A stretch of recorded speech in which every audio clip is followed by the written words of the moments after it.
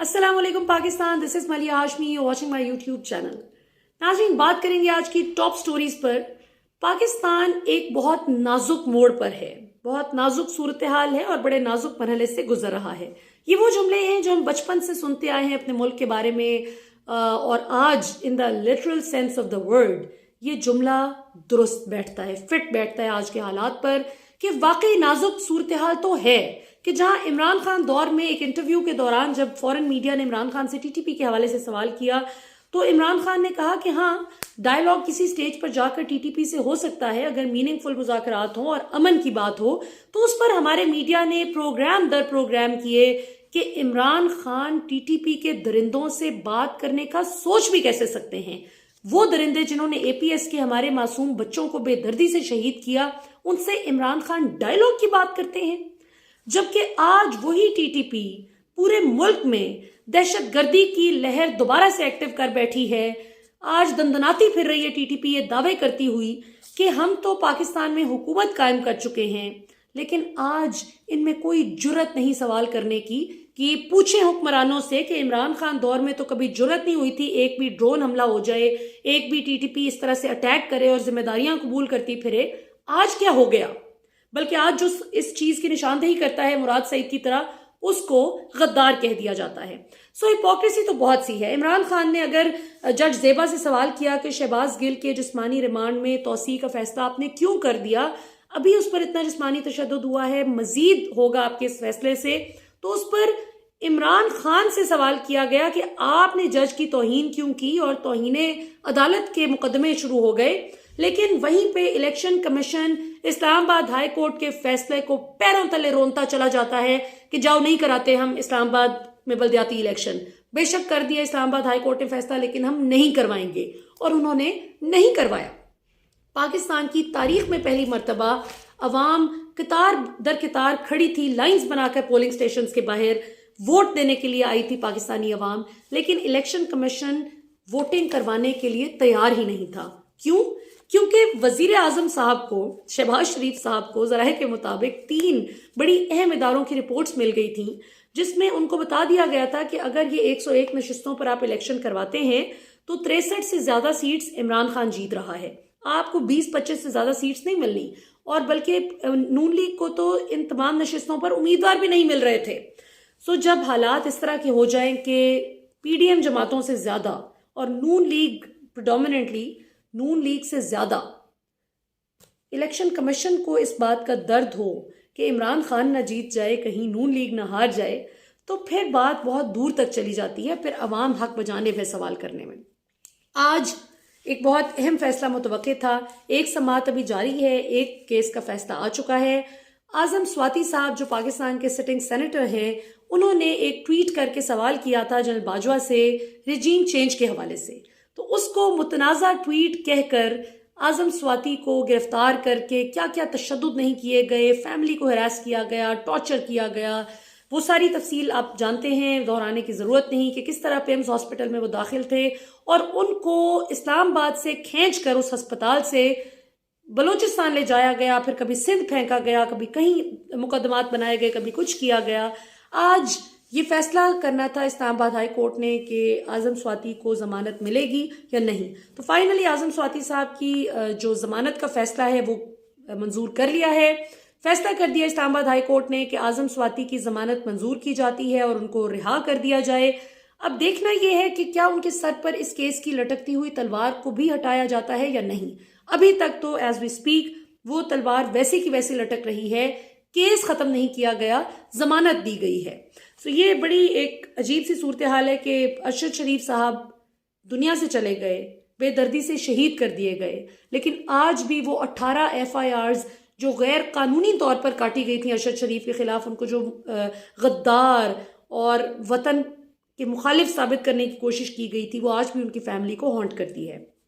तो ये फैसला जहां खुशाइंद है कि चलें आजम स्वाति को फाइनली अपनी फैमिली से मिलने का एक इजाज़त मिल गई है, वो घर जा सकते हैं, जिस्मानी तशद्दुद फिलहाल रोक दिया गया है, वहीं एक दुख की बात है कि जस्टिस डिलेड किसी सूरत हाल है।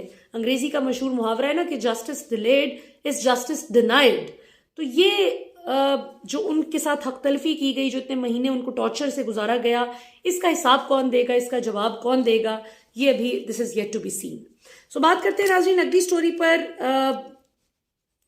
तलत हुसैन साहब पाकिस्तान के मायानाज सहाफ़ी और तज्ज़िया निगार, किसी ज़माने में बड़ी इनकी क्रेडिबिलिटी होती थी, हम सब सुना करते थे तलत साहब को। इन्होंने कल एक बात की जो मुझे बहुत मायूब लगी, क्योंकि मैं उस मौके पर मौजूद थी जहाँ पर तलत साहब खुद तो मौजूद नहीं थे, और इन्होंने एक झूठ बोला जो बीच चौराहे इनका झूठ पकड़ा गया।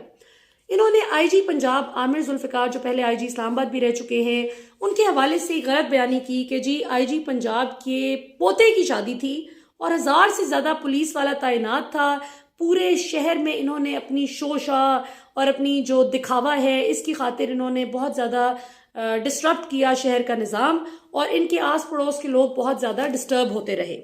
सो मैं चूंकि उस शादी पर गई थी, और वो आईजी पंजाब के पोते की नहीं, उनके बेटे की शादी थी परसों 31 दिसंबर को, और वो शहर से थोड़ा सा साइड पे करके अड्डा प्लॉट वाली साइड पे रखी गई थी ताकि ट्रैफिक की आमदोरफ्त जो शहर के अंदर है वो मुतासिर ना हो।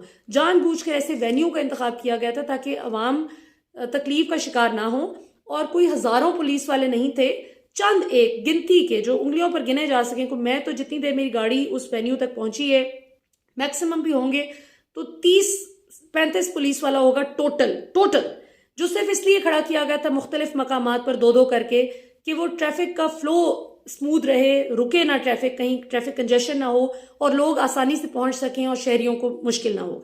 तो ये कोई बतौर सहाफ़ी हमारा फ़र्ज़ नहीं है कि हमने हर चीज़ पर तनकीद ही करनी है। जो चीज़ गलत हो ज़रूर तनकीद करें, लेकिन जो चीज़ गलत नहीं है, जो बल्कि अवाम के फ़ायदे के लिए और सहूलत के लिए की गई है, उस पे इस तरह की तनकीद करना, ये मुझे बहुत ही मायूब बात लगी, और मैंने ट्विटर पे तलत साहब को इसका जवाब भी दे दिया। अच्छा जी, अब एक बहुत ही इंटरेस्टिंग बात आखिर में आपको बताती चलूँ कि आप सब भी सोचते हैं कि इमरान खान हर वक्त कहते हैं कि इलेक्शन करवा दें, अवाम को फैसला करने दें। नए आर्मी चीफ ने भी कहा है कि कौमी इत्तेफाक राय की ज़रूरत है, और कौमी इत्तेफाक राय जाहिर है वही होगा जो पाकिस्तानी अवाम चाहती है। अवामी राय को मलहूज़े खातिर रखे बगैर तो आप नहीं कौमी इत्तेफाक राय बना सकते ना। ये तो नहीं हो सकता जो बाजवा साहब की नज़र में कौमी इत्तेफाक राय था कि पीडीएम की 13 जमातों को इकट्ठा कर दिया और ये कौमी इत्तेफाक राय है, और अभी भी कहते हैं कि सबको मिल के फैसले करने चाहिए। तो भाई मिल तो गए हैं आप सब, सिर्फ एक इमरान खान आपके साथ नहीं है, आप सब तो मिले थे, करें फैसले। शोर मचाया हुआ था आपने 2018 अगस्त, जिस दिन से इमरान खान ने ओथ लिया था बतौर वजीर आजम, आप सब कहते थे कि जी हमारे पास हल है, मौशी हल भी हमारे पास है, इस मुल्क को आगे ले जाने का हल भी हमारे पास है, इमरान खान को तो कुछ आता नहीं है, तो करें हल। 8 से 9 महीने हो चुके हैं और पाकिस्तानी अवाम को कर्जों की दलदल में, गुर्बत की दलदल में और दिवालिये की दलदल में आपने धकेल दिया है। सो ये इस वक्त जो मौजूदा सूरत हाल है उसके पेश नज़र जाहिर है पीडीएम जमातें समझती हैं कि अब हम इलेक्शन में जाएंगे तो हमें फेंटी पड़ेगी, और जिसको वो ऑन स्क्रीन तो डिनाई करते हैं, वो कहते हैं ऐसी बात नहीं है, हम जब मर्जी इलेक्शन करवाएं, लेकिन अभी हम आवाम की खिदमत करना चाहते हैं। सो खिदमत का पोल खुल गया जब हबीब अकरम साहब ने सर्वे किया। आप सब जानते हैं पहले वो दुनिया न्यूज़ में थे, उस वक्त भी वो सर्वे करते थे ग्राउंड पे जाके, और सुनो टीवी को उन्होंने अब ज्वाइन किया रिसेंटली, वहाँ पर भी वो यही प्रोग्राम कर रहे हैं। सो उन्होंने नाजरीन सियालकोट NA67 ख्वाजा आसिफ साहब जो पाकिस्तान के मौजूदा वजीर दिफा हैं, उनके हलके में एक सर्वे किया है, पब्लिक सर्वे, जिससे पता चला है कि इस वक्त नून लीग की सपोर्ट ख्वाजा आसिफ साहब के हलके में सिर्फ 20% पे आ गई है। यानी सिर्फ 20% लोग उस हलके के समझते हैं, 20% वोटर्स, कि वो नून लीग को वोट करेंगे। 54% से जायद वोटर्स PTI की तरफ आ गए हैं, और बाकी की जो परसेंटेज बच जाती है, यानी तकरीबन 1/4, वो या तो दीगर पार्टीज को सपोर्ट करते हैं या वो कहते हैं कि हमने वोट कास्ट ही नहीं करना। गालिबन 16% वो लोग हैं जो कहते हैं कि हमने किसी को भी वोट नहीं देना। सो ये सिर्फ एक हलके की सूरत हाल है। अगर ये नेशनल असेंबली के सारे हलकों की इसी तरह से सर्वे करवाई जाएं और फिर प्रोविंशियल असेंबलीज के भी, तो दूध का दूध और पानी का पानी हो जाएगा, और अवाम के सामने सारा पोल मजीद अच्छी तरह से स्टेटिस्टिकली खुल जाएगा कि ये क्यों इलेक्शन से भागते हैं। चलो इनका इलेक्शन से भागना तो समझ आता है, लेकिन चीफ इलेक्शन कमिश्नर और उनकी जो इलेक्शन कमीशन का अमला है, उनका भागना मजीद पीडीएम को ही एक्सपोज कर रहा है, या उनको जिन्होंने इमरान खान को कहा था कि सुल्तान सिकंदर राजा बेस्ट चॉइस हैं बतौर चीफ इलेक्शन कमिश्नर। अभी तक के लिए इतना ही नाज़रीन, आपसे फिर इंशाल्लाह मुलाकात होगी। पाकिस्तान हमेशा जिंदाबाद।